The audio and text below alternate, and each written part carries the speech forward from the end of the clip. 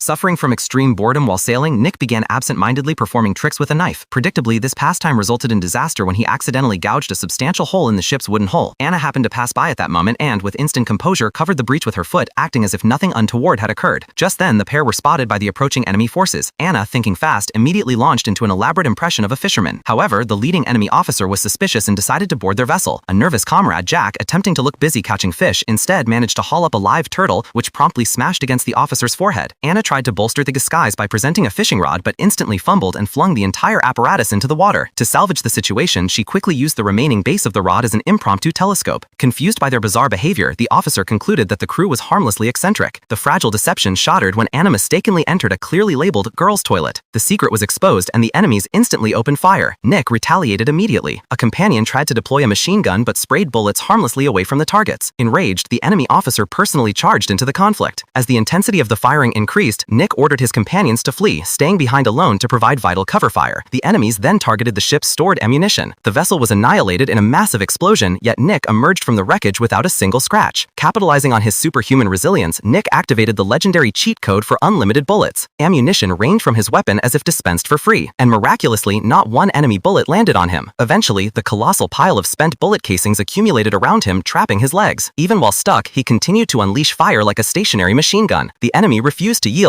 Nick seized a grenade and, with deadly precision, tossed it directly into the officer's mouth. The resulting blast launched Nick high into the air. Anna soon surfaced nearby, confirming the fight was over.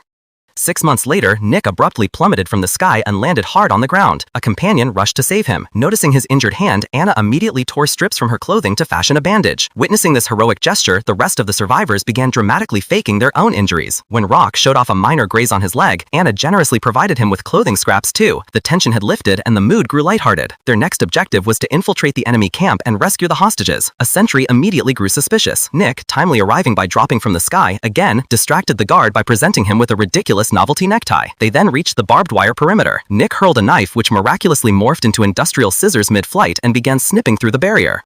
2 hours later, the main gate was opened. Inside, a chaotic melee was underway. One man attempted to make entry by knocking on the door with a homemade cannon, which only succeeded in confusing the enemy. Rock executed a powerful punch, knocking one opponent flat. Anna tried to assist by aiming through her telescope, but Nick's 10 subsequent arrows all missed their intended marks. When an enemy drew his rifle, Nick quickly snatched up his bow and arrow, eliminating the threat instantly. Just then, a hat-wearing opponent wandered in, casually eating a banana. Rock disarmed him of the fruit and killed the man using only 2 fingers. The discarded banana peel finished the job, causing another enemy to slip and fall. Upon reaching the hostages, Nick tried to retrieve the key using a broom, but instead jammed the broom handle into the guard's eyes and nose, triggering the radio alarm. The key fell free, but the hostage himself picked it up.